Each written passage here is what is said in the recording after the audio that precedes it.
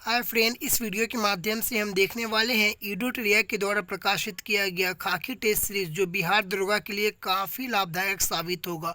दोस्तों, यह टेस्ट 3 मई से स्टार्ट हुआ है और प्रत्येक सैटरडे और संडे ऑनलाइन और ऑफलाइन के माध्यम से टेस्ट लिया जाएगा। टेस्ट नंबर 1 को हमने काफ़ी अच्छे से करा दिया है और यह टेस्ट नंबर 2 है। तो आइए दोस्तों, बिना वक्त ज़ाया किए हुए चलते हैं अपने पहले प्रश्न की ओर और प्रश्न नंबर 1 से लेकर के 100 तक को काफ़ी अच्छे से हम कंप्लीट करते हैं। प्रश्न नंबर 1 कह रहा है, शांति स्वरूप भटनागर पुरस्कार किस क्षेत्र में योग्यता प्रदर्शित करने हेतु दिया जाता है। उत्तर हो जाएगा ऑप्शन नंबर सी, विज्ञान एवं प्रौद्योगिकी के क्षेत्र में दिया जाता है। ठीक है। प्रश्न नंबर 2 कह रहा है, सूची 1 को सूची 2 से सुमिलित कीजिए। तो आइए हम सूची 1 को सूची 2 से सुमिलित करते हैं। ठीक है। हिंदी का साहित्य पुरस्कार किसे दिया गया, तो यह रस खान को दिया गया। उर्दू का किसे दिया गया, तो ज्ञान चंद्र जैन जी को दिया गया। संगीत एवं नृत्य कला का सविता देवी जी को दिया गया और चित्रकला का सतीश चंद्र जी को दिया गया। ये सभी के सभी बिल्कुल सुमिलित है। आप यहाँ पर देख लेंगे, यहाँ पे इसका उत्तर हो जाएगा ऑप्शन नंबर डी। 1 2 3 4 लगातार सभी के सभी सही मिलान किए गए हैं। ठीक है। आइए हम प्रश्न नंबर 3 की ओर चलते हैं। प्रश्न नंबर 3 कह रहा है कि भारत की संस्कृति एवं परंपरा के संदर्भ में कलारी पट्टू क्या है। तो इसका उत्तर हो जाएगा ऑप्शन नंबर ए, यह एक प्राचीन मार्शल कला है और दक्षिण भारत के कुछ हिस्सों में जीवंत परंपरा है। ठीक है। आइए हम प्रश्न नंबर 4 की ओर चलते हैं। प्रश्न नंबर 4 क्या कह रहा है, हम उसे देखते हैं। प्रश्न नंबर 4 कह रहा है कि महाकुंभ कितने वर्षों के अंतराल में लगता है। तो उत्तर हो जाएगा ऑप्शन नंबर ए, प्रत्येक 12 वर्ष के अंतराल में महाकुंभ लगता है, जो इस बार उत्तर प्रदेश के प्रयागराज में लगा था। ठीक है। आइए हम प्रश्न नंबर 5 को देखते हैं। प्रश्न नंबर 5 कह रहा है, संघर्ष की ओर पुस्तक के लेखक कौन थी। उत्तर हो जाएगा option number C, Jayaprakash Narayan ji थी। ठीक है। आइए प्रश्न नंबर 6 की ओर चलते हैं। प्रश्न नंबर 6 कह रहा है, श्रीमती कस्तूरबा गांधी की समाधि स्थल है। तो उत्तर हो जाएगा ऑप्शन नंबर सी, आगा खां पैलेस पुणे परिसर में। यह समाधि स्थल महात्मा गांधी जी का भी है। तो दोनों पति पत्नी का समाधि स्थल सेम जगह है। ठीक है। तो आइए हम प्रश्न नंबर हम 7 को देखते हैं। प्रश्न नंबर 7 कह रहा है कि वैसे गांधी जी का राजघाट भी समाधि स्थल है ना। चलिए हम प्रश्न नंबर 7 की ओर चलते हैं। प्रश्न नंबर 7 कह रहा है कि रविंद्रनाथ टैगोर के विषय में निम्नलिखित में से कौन सा एक कथन असत्य है। तो उत्तर हो जाएगा ऑप्शन नंबर ए, स्वदेशी आंदोलन के आर्थिक पक्ष का समर्थन किया था। यह बिल्कुल गलत है। इन्होंने समर्थन नहीं बल्कि विरोध किया था, क्योंकि इन्होंने कहा था कि जो कपड़े जलाए जा रहे हैं वो भारतीयों का निष्ठुर बर्बादी है, कुछ ऐसे करके बोला था। तो यहाँ पे हमारा उत्तर ये गलत होगा। ठीक है। ये पक्ष में नहीं बल्कि विपक्ष में समर्थन किया था। ठीक है। आइए हम प्रश्न नंबर 8 की ओर चलते हैं। प्रश्न नंबर 8 कह रहा सन 1942 ईस्वी में आज़ाद हिंद फौज अस्तित्व में आई। उत्तर हो जाएगा ऑप्शन नंबर ए, जापान में। ठीक है। प्रश्न नंबर 9 को हम देखते हैं। प्रश्न नंबर 9 क्या कह रहा है, मुस्लिम लीग द्वारा पाकिस्तान की स्थापना की मांग करने वाला प्रस्ताव किस वर्ष पारित किया गया। उत्तर हो जाएगा ऑप्शन नंबर बी, सन 1940 ईस्वी में पारित किया गया। ठीक है। आइए हम प्रश्न नंबर 10 को देखते हैं। प्रश्न नंबर 10 क्या कह रहा है, निम्नलिखित में से कौन कांग्रेस समाजवादी दल का प्रमुख नेता था। उत्तर हो जाएगा option number A, M.N. Roy ji थी। ठीक है। आइए हम प्रश्न नंबर 11 की ओर चलते हैं। प्रश्न नंबर 11, दिए गए प्रश्न में लुप्त संख्या ज्ञात कीजिए। तो बड़ा आसान है, यहाँ पे 21 और 31 को ऐड करेंगे तो 52 हो जाएगा। 39 से और 46 को ऐड करेंगे तो 85 हो जाएगा और 16 और 83 को आप ऐड कर दीजिए यहाँ पे तो 99 हो जाएगा। ठीक है। आइए हम प्रश्न नंबर 12 को देखते हैं। प्रश्न नंबर 12 कह रहा है, M.K. गांधी के अनुसार अस्पृश्यों का समाधि आर्थिक सुधार संपन्न किया जा सकता है। M.K. गांधी के अनुसार अस्पृश्यों का सामाजिक आर्थिक सुधार संपन्न किया जा सकता है। उत्तर हो जाएगा ऑप्शन नंबर डी, कुटीर उद्योग स्थापित करके। ठीक है। आइए हम प्रश्न नंबर 13 को देखते हैं। प्रश्न नंबर 13 क्या कह रहा है, वर्ष 1857 के विद्रोह के संदर्भ में निम्नलिखित में से किसे उनके मित्र ने धोखा दिया, जिसके कारण अंग्रेजों द्वारा फांसी बंदी बनाकर उन्हें फांसी दे दिया गया? तो उत्तर हो जाएगा option number A, Tatya Tope ji को। ठीक है, इनका एक और नाम क्या है? तो रामतनु पांडे जी। ठीक है, आइए हम प्रश्न नंबर 14 को देखते हैं। प्रश्न नंबर 14 कह रहा है सूची 1 को सूची 2 से मिलान कीजिए। तो उत्तर यहाँ पर हो जाएगा प्रथम कर्नाटक युद्ध यानी एला सापेल की संधि के तहत हुआ था। तृतीय कर्नाटक युद्ध यह कब हुआ था? तो तृतीय कर्नाटक हुआ था पेरिस की संधि के द्वारा। ठीक है, और द्वितीय कर्नाटक युद्ध हुआ था, यह कैसे हुआ था? तो यह अनिर्णायक युद्ध था। और प्रथम मैसूर युद्ध या ब्रिटिश की हार हुई थी इसमें। ठीक है, हमने एकदम सही मिलान कर दिया, आप यहाँ पे देख लेंगे। ठीक है, अगर आपको लग रहा है कि वीडियो बड़ा स्लो है तो आप इसे फास्ट में देख सकते हैं। ठीक है, 1.5 पे आप देख सकते हैं, काफ़ी अच्छे से आपको कवर हो जाएगा ये वीडियो। ठीक है, वह कौन सेनानायक था जिसे बीजापुर के सुल्तान ने 1659 ईस्वी में शिवाजी को दबाने के लिए भेजा था? तो उत्तर हो जाएगा ऑप्शन नंबर बी, अफजल खां।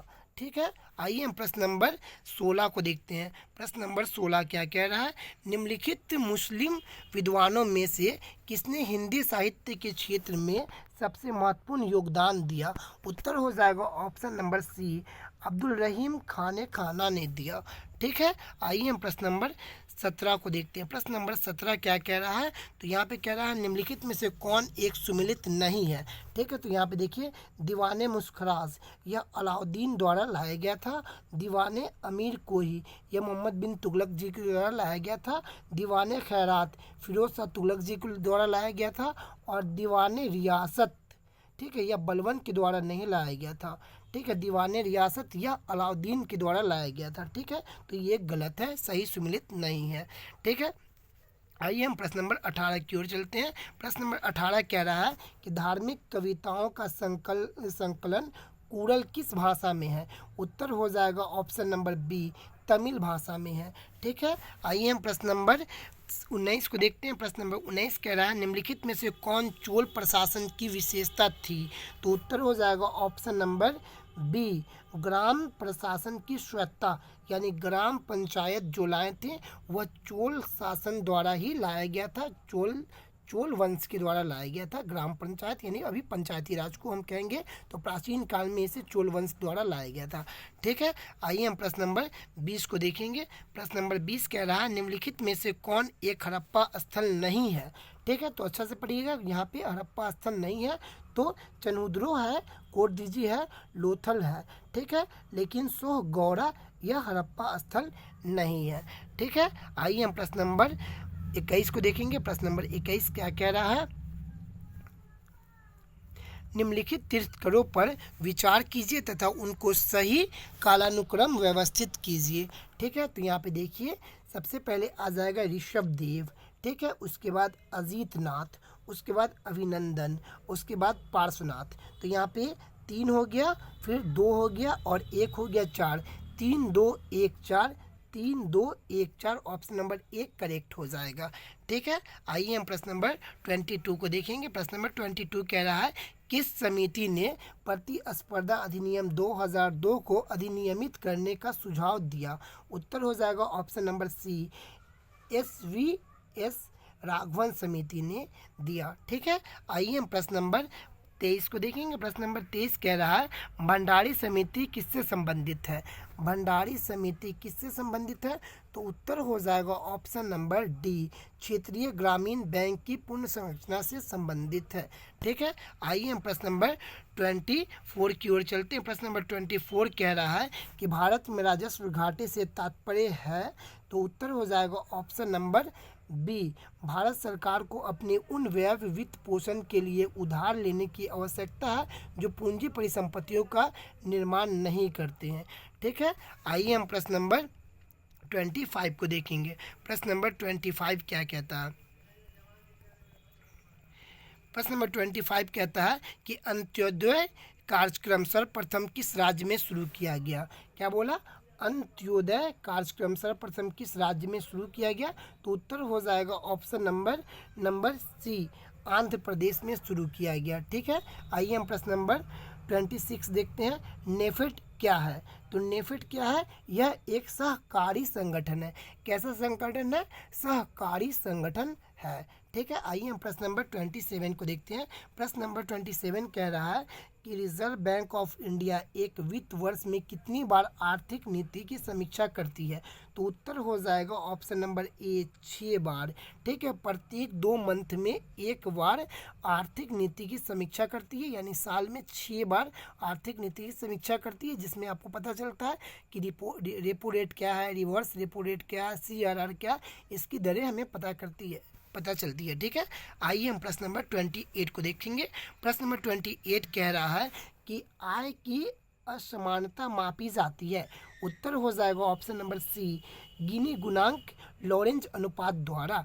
ठीक है, आइए हम प्रश्न नंबर 29 देखेंगे। अस्थियों का अध्ययन विज्ञान की किस शाखा के अंतर्गत किया जाता है? उत्तर हो जाएगा ऑप्शन नंबर ए ऑस्टियोलॉजी में किया जाता है। ठीक है, आइए हम प्रश्न नंबर 30 को देखते हैं। जीवों में अत्यधिक विविधता का कारण क्या है?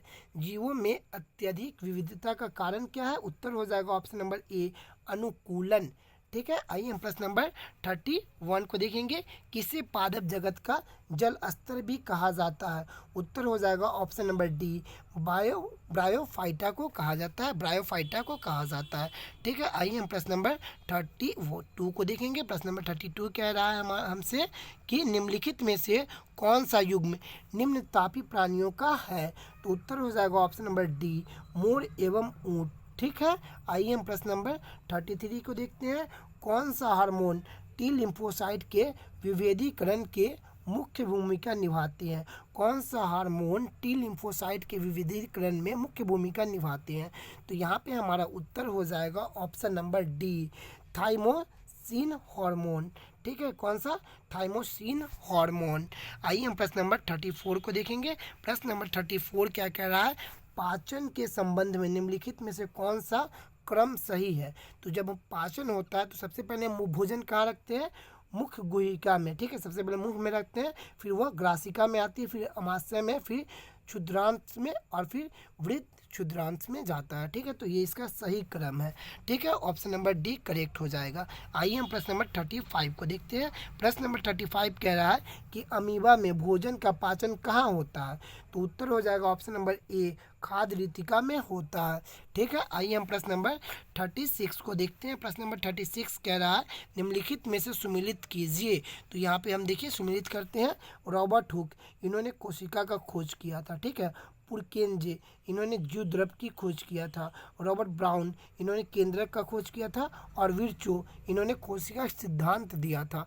ठीक है, यहाँ पे हम एकदम करेक्ट मिलान हम आपको कर दिए, आप ऑप्शन देख लेंगे। ठीक है, आइए हम प्रश्न नंबर 37 की ओर चलते हैं। प्रश्न नंबर 37 कह रहा है कि एक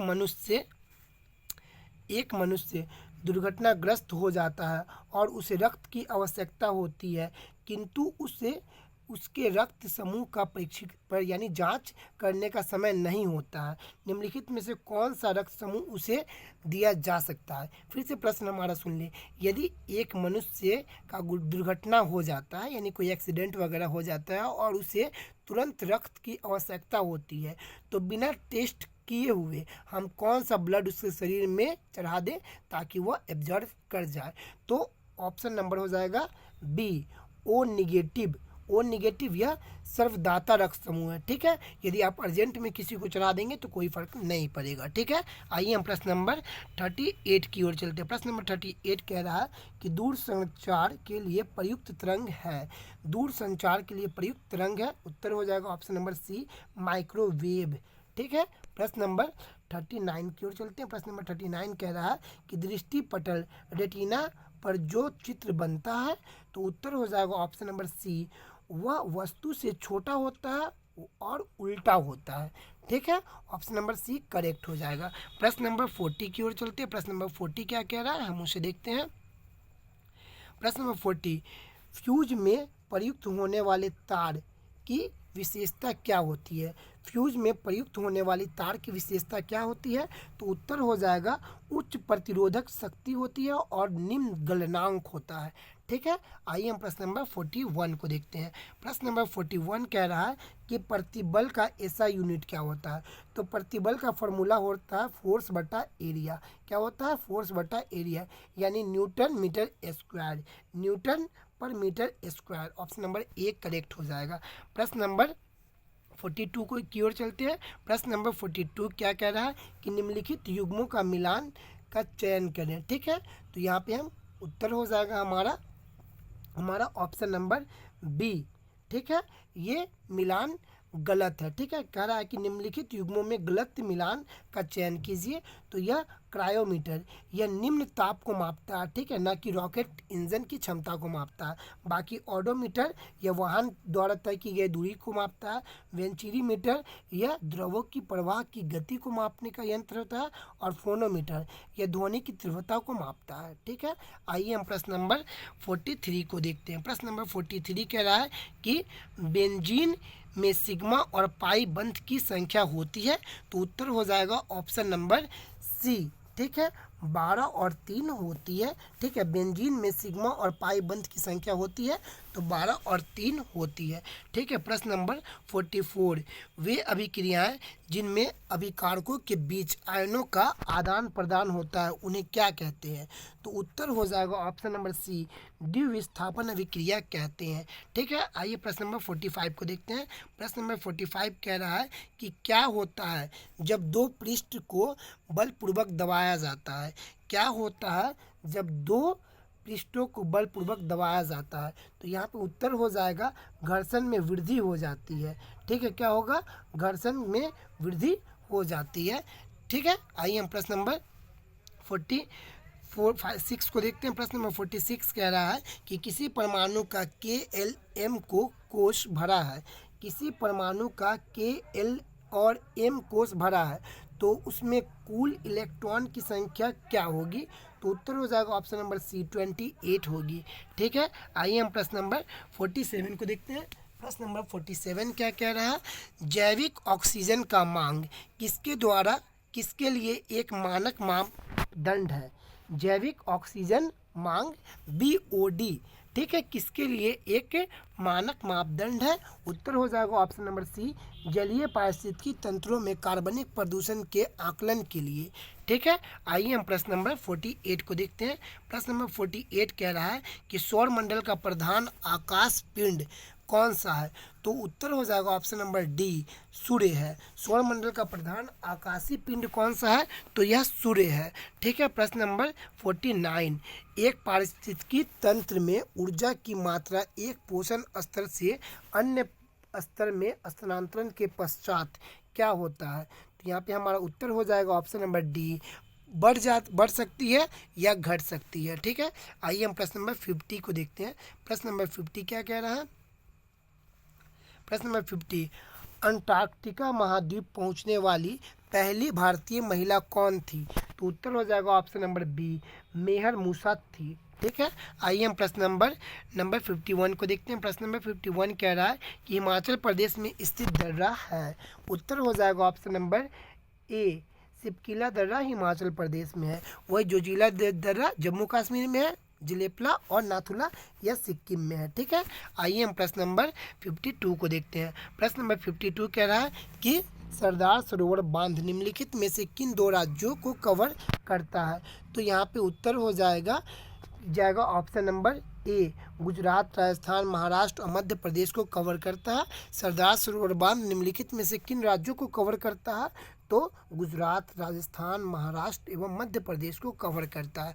ठीक है, आइए प्रश्न नंबर 53 को देखते हैं। प्रश्न नंबर 53 कह रहा है निम्नलिखित में से कौन सा बंदरगाह आज़ादी के बाद सबसे पहले बनाया गया था। उत्तर हो जाएगा ऑप्शन नंबर डी, कांडला बंदरगाह। कांडला बंदरगाह यह गुजरात में है और इसे अब ज्वारीय बंदरगाह के नाम से जाना जाता है। ठीक है, आइए हम प्रश्न नंबर 54 को देखते हैं। प्रश्न नंबर 54 कह रहा है कि 2001 से 2011 के मध्य जनसंख्या की वृद्धि दर कितनी % बढ़ी? तो उत्तर हो जाएगा ऑप्शन नंबर बी 17.70%। ठीक है, 17.70% बढ़ी। ठीक है, आइए हम प्रश्न नंबर 55 को देखते हैं। प्रश्न नंबर 55 कह रहा है कि सूची 1 को सूची 2 के साथ मिलान कीजिए। तो यहाँ पे देखिए हम मिलान करते हैं। एक तरफ है जैव आरक्षित क्षेत्र और एक तरफ दिया गया राज्य। ठीक है, तो यहाँ पे हो जाएगा सिमलीपाल, यह उड़ीसा में है। दिबांग या दिहांग घाटी यह कहाँ है? तो यह अरुणाचल प्रदेश में है। नोकरेक मेघालय में है और कोल डिजर्ट यह हिमाचल प्रदेश में है। ठीक है, मैंने यहाँ पे मिलान कर दिया, आप उत्तर देख सकते हैं। ठीक है, प्रश्न नंबर 56 को देखते हैं। प्रश्न नंबर 56 कह रहा है कि निम्नलिखित कथनों पर विचार कीजिए। तो यहाँ पे उत्तर हो जाएगा ऑप्शन नंबर ए। ठीक है, 1 और 2 बिल्कुल करेक्ट है। बोला जा रहा है कि कौन सा उत्तर सही है। तो ठीक है, अधिकांश हिमालय नदियाँ 12 मासी है, जबकि अधिकांश प्रायद्वीपीय नदियाँ वर्षा पर निर्भर है। ठीक है, और दूसरा कह रहा है कि हिमालय नदी की ढाल प्रायद्वीपीय नदी की तुलना में अधिक खड़ा है। ठीक है, खड़ा है। ठीक है, प्रश्न नंबर 57 की ओर चलते हैं। प्रश्न नंबर 57 क्या कह रहा है, हम उसे देखते हैं। अंडमान निकोबार द्वीप समूह गद्दीदार चोटी सैंडल पीक का स्थित है। अंडमान निकोबार द्वीप समूह गद्दीदार चोटी सैंडल पीक कहाँ स्थित है? तो उत्तर हो जाएगा ऑप्शन नंबर डी, उत्तरी अंडमान निकोबार क्षेत्र में। ठीक है, उत्तरी अंडमान क्षेत्र में स्थित है। क्या? तो गद्दीदार चोटी, जिसे सैंडल पिक भी कहते हैं। ठीक है, आइए हम प्रश्न नंबर 58 को देखते हैं। प्रश्न नंबर 58 कह रहा है कि शुद्ध वाक्य का चयन कीजिए। तो यहाँ पे शुद्ध वाक्य देखिए, हम देखते हैं कौन सा है। तुमने जो कहे थे वही सत्य, गलत है, ये नहीं है। तुमने जो कह रहे थे वही सत्य है, ये भी गलत है। तुमने जो कहा था वही सत्य है, तो यही सत्य भी है। ठीक है, यानी ऑप्शन नंबर सी करेक्ट है। ठीक है, आइए हम प्रश्न नंबर 59 को देखेंगे। प्रश्न नंबर 59 कह रहा है कि द्वैध समाज में कौन सा पद प्रधान होता है? तो उत्तर हो जाएगा ऑप्शन नंबर ए, दोनों पद प्रधान होता है। जैसे चाचा भतीजा, दादा दादी, नाना नानी, काका काकी। ठीक है, यानी द्वैध समाज में ये आता है। ठीक है, जिसका दोनों पद प्रधान हो। ठीक है, प्रश्न नंबर 60 कह रहा है कि मैंने हरि को बुलाया, इनमें से कौन का कारक है? मैंने हरि को बुलाया, इनमें कौन सा कारक है? तो उत्तर हो जाएगा ऑप्शन नंबर बी, कर्म कारक है। कर्ता ने कर्म, करण को कर्म से प्रधान, ऐसे है, आप इसे याद कर लेंगे। ठीक है, तो यहाँ पे उत्तर हो जाएगा कौन सा? कर्म कारक है इसमें। ठीक है, आइए हम प्रश्न नंबर 61 को देखेंगे। प्रश्न नंबर 61 कह रहा है कि चूज द करेक्ट स्पेलिंग। ठीक है, इसमें किसका स्पेलिंग बिल्कुल करेक्ट है? तो उत्तर हो जाएगा ऑप्शन नंबर डी, डिसीजन। एकदम सही डिसाइड किया गया है कि उत्तर डिसीजन ही होगा। ठीक है, चलिए हम प्रश्न नंबर 62 को देखते हैं। Which is not stationary item, यानी इनमें से कौन सा स्टेशनरी आइटम नहीं है? तो ये कोई भी जान जाएगा, बहुत बड़ा हल्का प्रश्न है इंग्लिश का। बुक ये स्टेशनरी आइटम है, नोटपैड स्टेशनरी आइटम है, पेन स्टेशनरी आइटम है। क्या साइकिल स्टेशनरी आइटम है? बिल्कुल नहीं, बाईसाइकिल स्टेशनरी आइटम नहीं है। ठीक है, प्रश्न नंबर 63 को देखते हैं। प्रश्न नंबर 63 क्या कह रहा है कि निम्नांकित कथनों में से असत्य कथन का चयन कीजिए। निम्नांकित कथनों में से असत्य कथन का चयन कीजिए। तो आइए हम यहाँ पर देखते हैं, अंग होता है। ठीक है, यहाँ पे हम उत्तर देखते हैं कौन सा सही हो जाए। यहाँ पे उत्तर हो जाएगा ऑप्शन नंबर ए। ठीक है, ऑप्शन नंबर ए उत्तर हो जाएगा। इसमें कहा जा रहा है कि राज्यपाल राज्य विधानमंडल का अंग नहीं होता है। अबे बिल्कुल होता है अंग। कैसे? तो राज्य विधानमंडल के अंग 3 होते हैं। कौन कौन? विधानसभा, विधान परिषद और राज्यपाल। जैसे संसद के 3 अंग होते हैं। कौन कौन? तो लोकसभा, राज्यसभा और राष्ट्रपति। ठीक है, तो यहाँ पे ये असत्य है, यहाँ पे लिखा हुआ है नहीं होते हैं बल्कि होते हैं। ठीक है, और प्रश्न नंबर और ऑप्शन बी कह रहा है कि राष्ट्रपति संसद का अभिन्न अंग होता है। बिल्कुल करेक्ट है। प्रधानमंत्री संसद के किसी भी सदन का सदस्य हो सकता है, बिल्कुल सही है। और राज्यसभा एक अस्थायी सदन है, ये भी बिल्कुल सही है। ठीक है, आइए हम प्रश्न नंबर 64 को देखते हैं। प्रश्न नंबर 64 क्या कह रहा है? भोपाल गैस त्रासदी निम्नलिखित में से किस गैस के फैलाव के कारण हुई थी? तो उत्तर हो जाएगा ऑप्शन नंबर सी, मिसाइल मिथाइल आइसोसाइनाइड के कारण हुई थी। कब हुई थी कमेंट करके आप हमें बता सकते हैं, ठीक है, तो बताएंगे। ओके, आइए हम प्रश्न नंबर 65 को देखेंगे। प्रश्न नंबर 65 क्या कह रहा है? तो प्रश्न नंबर 65 कह रहा है कि निम्नलिखित युग्मों पर विचार कीजिए। निम्नलिखित युग्मों पर विचार कीजिए। तो यहाँ पे बोल रहा है कि कौन सा सही है, ठीक है। तो यहाँ पे उत्तर हो जाएगा राजेंद्र प्रसाद जी तो पश्चिम चंपारण सत्याग्रह के प्रमुख भागीदार थे, बिल्कुल सही है। श्यामा प्रसाद मुखर्जी यह भारतीय जन संघ के संस्थापक थे, ये दोनों बिल्कुल करेक्ट है, ऑप्शन नंबर 1 और 3, ठीक है। लेकिन सरोजिनी नायडू कांग्रेस की प्रथम महिला अध्यक्ष थी, ये गलत है, ठीक है, क्योंकि सरोजिनी नायडू प्रथम महिला अध्यक्ष नहीं बल्कि एनी बेसेंट पहली महिला अध्यक्ष थी, और प्रथम भारतीय महिला अध्यक्ष अगर बोला जाता तो बिल्कुल सरोजिनी नायडू करेक्ट होता। तो यहाँ पे करेक्ट कौन सा 1 और 3, ठीक है। आइए हम प्रश्न नंबर 66 को देखेंगे। प्रश्न नंबर 66 क्या कह रहा है? प्रश्न नंबर 66 कह रहा है कि निम्नलिखित पर विचार करते हुए असत्य कथन का चयन कीजिए, ठीक है। तो ऑप्शन नंबर 1 कह रहा है कि मिजोरम और नागालैंड में लोकसभा की सीटें समान है, बिल्कुल करेक्ट है, दोनों जगह एक समान सीटों की संख्या है, ठीक है। सभी राजसंघ क्षेत्रों में लोकसभा सीटें समान है, नहीं, ये गलत है। सभी संघ राज्य क्षेत्रों में लोकसभा सीटें समान नहीं है बल्कि अलग अलग है, ठीक है। तो ऑप्शन नंबर बी यही गलत होगा, ठीक है। और उत्तर प्रदेश में लोकसभा सीटों की संख्या सर्वाधिक है, बिल्कुल करेक्ट है। स्थानीय निकाय का चुनाव में आरक्षण की व्यवस्था है, बिल्कुल है, ठीक है। आइए हम प्रश्न नंबर 67 को देखेंगे। प्रश्न नंबर 67 क्या कह रहा है कि यदि किसी कारण भारत के राष्ट्रपति का पद रिक्त हो जाए और उपराष्ट्रपति का पद भी खाली हो तथा सर्वोच्च न्यायालय के मुख्य न्यायाधीश की नियुक्ति न हुई हो, निम्नलिखित में से कौन सा राष्ट्रपति के पद पर नियुक्त होगा? उत्तर हो जाएगा ऑप्शन नंबर डी, सर्वोच्च न्यायालय का वरिष्ठतम न्यायाधीश नियुक्त होंगे, ठीक है। ऑप्शन नंबर डी करेक्ट है, ठीक है। आइए हम प्रश्न नंबर 68 को देखते हैं। प्रश्न नंबर 68 क्या कह रहा है? यदि संशय के आधार पर किसी व्यक्ति के घर की तलाशी ली जा रही है और उसका फ़ोन टैप किया जा रहा है तथा उसके पक्षों को सार्वजनिक किया गया तो उपयुक्त संदर्भ में कौन सा अधिकार का उल्लंघन होगा? तो ऑप्शन नंबर ए हो जाएगा कि निजता का अधिकार का उल्लंघन होगा, ठीक है। प्रश्न नंबर 69 कह रहा है कि भारत में विभिन्न धार्मिक समुदाय के लोग निवास करते हैं, उनकी जनसंख्या अनुपात का सही क्रम बताएं। तो उत्तर हो जाएगा ऑप्शन नंबर सी, ईसाई, सिख, बौद्ध, जैन, ये एकदम करेक्ट क्रम होगा। सबसे ज़्यादा भारत में, सबसे ज़्यादा वर्ल्ड में कौन सा है? तो ईसाई, फिर सबसे ज़्यादा भारत में ईसाई, फिर सिख, फिर बौद्ध, फिर जैन, ठीक है।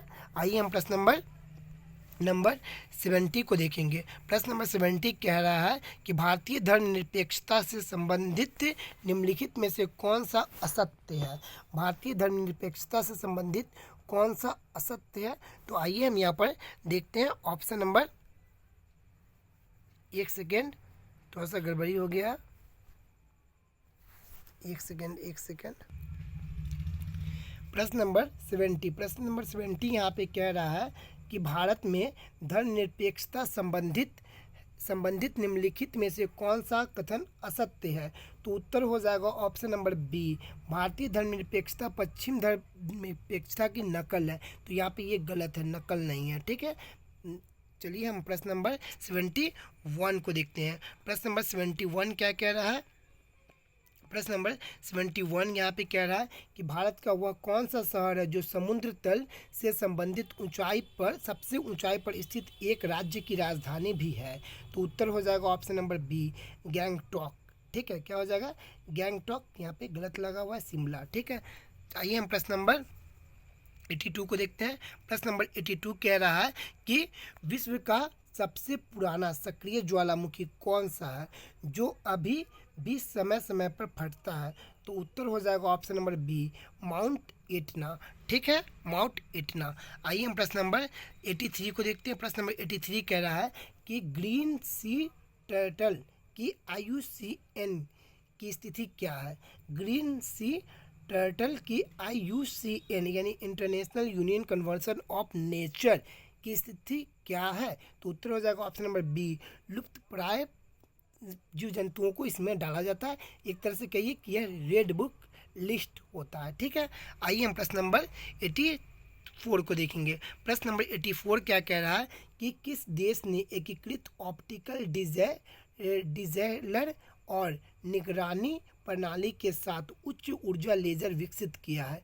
तो उत्तर हो जाएगा ऑप्शन नंबर डी, संयुक्त राज्य अमेरिका। ठीक है, आइए हम प्रश्न नंबर 85 को देखेंगे। प्रश्न नंबर 85 कह रहा है कि किस राज्य ने त्रिउभयचर अभ्यास एमफैक्स 2025 की मेज़बानी की है? तो उत्तर हो जाएगा ऑप्शन नंबर ए, कर्नाटक ने की है। ठीक है, कर्नाटक ने की है। यहाँ पे जो उत्तर पहले से लगा हुआ है उसे आप बिल्कुल नेगलेक्ट करेंगे। ठीक है, हम जो बता रहे हैं वही करेक्ट उत्तर हो जाएगा यहाँ पे। ठीक है, आइए प्रश्न नंबर 86 को देखेंगे। प्रश्न नंबर 86 कह रहा है कि चेन्नई ओपन टेनिस 2025 का पुरुष एकल का खिताब किसने जीता? तो उत्तर हो जाएगा ऑप्शन नंबर ए, किरियन जैकवेट ने जीता। किसने जीता? तो किरियन जैकवेट ने जीता। आइए हम प्रश्न नंबर 86 की ओर चलते हैं। प्रश्न नंबर 86 क्या कह रहा है उसे देखते हैं। प्रश्न नंबर 86, पीएम अजय योजना का प्राथमिक उद्देश्य क्या है? पीएम अजय योजना का प्राथमिक उद्देश्य क्या है?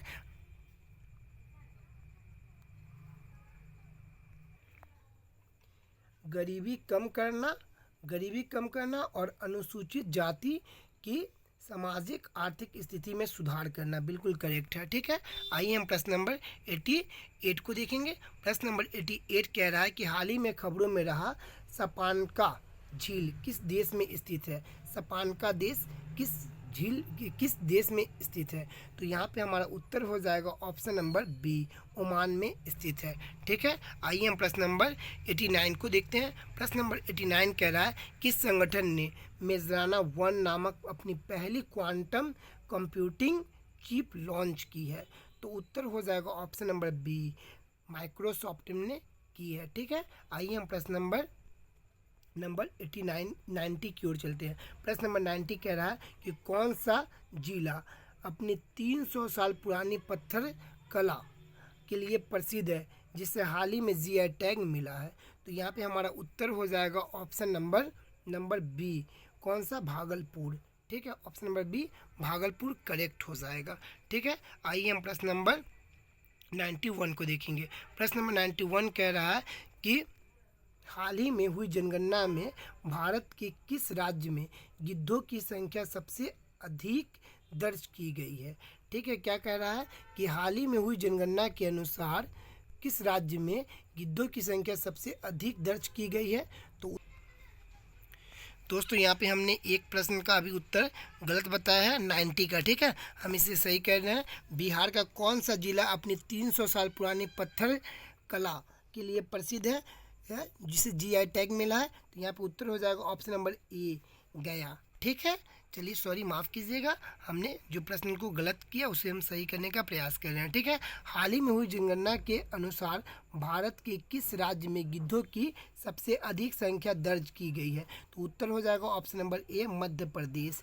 ठीक है, आइए हम प्रश्न नंबर 92 को देखते हैं। प्रश्न नंबर 92 कह रहा है कि जम्मू और कश्मीर में स्थित भारत में पहले केबल स्टेट रेल पुल का नाम क्या है? तो उत्तर हो जाएगा ऑप्शन नंबर ए, अंजी खड्डर पुल। ठीक है, आइए हम प्रश्न नंबर 93 को देखते हैं। प्रश्न नंबर 93 कह रहा है कि भारत की में पश्चिमी क्षेत्रीय परिषद की बैठक का आयोजन किस शहर में हुआ? तो उत्तर हो जाएगा ऑप्शन नंबर डी, पुणे में हुआ। ठीक है, उत्तर हो जाएगा ऑप्शन नंबर डी, पुणे में हुआ। ठीक है, प्रश्न नंबर 94, आईआईटी रुड़की की हालिया रिपोर्ट के अनुसार उत्तराखंड में भूस्खलन से प्रेरित प्राकृतिक बांधों के लिए किस नदी की सबसे अधिक संवेदनशील माना गया? तो उत्तर हो जाएगा ऑप्शन नंबर ए, अलकनंदा नदी को। किस नदी को? तो अलकनंदा नदी को माना गया। ठीक है, आइए हम प्रश्न नंबर 95 को देखते हैं। प्रश्न नंबर 95 कह रहा है कि किस राज्य सरकार ने बेरोजगारी स्नातकों और डिप्लोमा धारकों को वित्तीय सहायता प्रदान करने के लिए युवा निधि योजना शुरू की है? वित्तीय सहायता प्रदान करने के लिए युवा निधि योजना शुरू की है। तो उत्तर हो जाएगा ऑप्शन नंबर सी, कर्नाटक राज्य में। ठीक है, आइए हम प्रश्न नंबर 96 की ओर चलते हैं। प्रश्न नंबर 96 कह रहा है कि हाल ही में खबरों में रहा INS सूरत क्या है। हाल ही में खबरों में रहा INS सूरत क्या है, तो उत्तर हो जाएगा ऑप्शन नंबर डी, स्टील स्ट्रेडर। ठीक है, आइए हम प्रश्न नंबर 97 को देखते हैं। प्रश्न नंबर 97 क्या कह रहा है, ग्लोबल इंडिया AI शिखर सम्मेलन का आयोजन कहाँ किया गया। ग्लोबल इंडिया AI शिखर सम्मेलन का आयोजन कहाँ किया गया, तो उत्तर हो जाएगा ऑप्शन नंबर ए, न्यू दिल्ली में किया गया। ठीक है, प्रश्न नंबर 98, अंतर्राष्ट्रीय अंतरिक्ष स्टेशन मिशन में भाग लेने वाले शारीरिक रूप से विकलांग व्यक्ति कौन बन गए हैं, तो यहाँ पे उत्तर हो जाएगा option number C, John McFaul बन गए हैं। ठीक है दोस्तों, आइए प्रश्न नंबर 99 की ओर चलते हैं। प्रश्न नंबर 99 कह रहा है कि जॉन महामा को किस देश का राष्ट्रपति बनाया गया। जॉन महामा को किस देश का राष्ट्रपति बनाया गया, तो उत्तर हो जाएगा ऑप्शन नंबर डी, घाना का राष्ट्रपति बनाया गया। प्रश्न नंबर 100 और ये हमारा अंतिम प्रश्न होगा, मन्नान समुदाय मुख्य रूप से किस राज्य में पाए जाते हैं। मन्नान समुदाय मुख्य रूप से किस राज्य में पाए जाते हैं, तो उत्तर हो जाएगा ऑप्शन नंबर डी, केरल। दोस्तों यहाँ पे हमारा टोटल 1 से लेकर के 100 प्रश्न कंप्लीट हुआ। यदि वीडियो आपको अच्छा लगा हो तो आप इस वीडियो को लाइक ज़रूर करें। अगर कुछ हमारी तरफ से मिस्टेक हुआ हो तो आप कमेंट के माध्यम से बताएं ज़रूर। ठीक है दोस्तों, चलते हैं।